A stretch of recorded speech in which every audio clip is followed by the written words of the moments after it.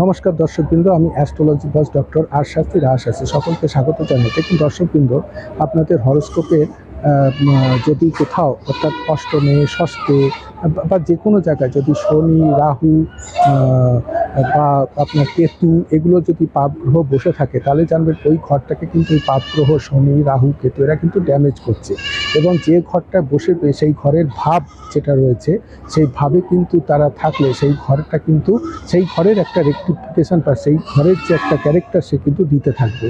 অষ্টমে হলে অ্যাক্সিডেন্ট হবে, ষষ্ঠে হলে শত্রু হবে, সপ্তম হলে বিয়ের সমস্যা করবে, লগ্নে হলে শারীরিক ডিস্টার্ব করবে, যেখানে বসবে সেখানে কিন্তু তারা একটা ডিস্টার্ব দিতে থাকবে। শুধু জানবেন একাদশ বা দশমে একটু ভালো ফল দেয়, বাকি ঘরগুলো কিন্তু একটা নেগেটিভ এনার্জি বা নেগেটিভ ফল দিতে থাকে। এরকম হলে কিন্তু অবশ্যই আমার সঙ্গে যোগাযোগ করবেন, আমার ফোন নাম্বারে ফোন করবেন, হরোস্কোপ বিচার করে দেবো, আপনারা ভালো হয়ে যাবেন।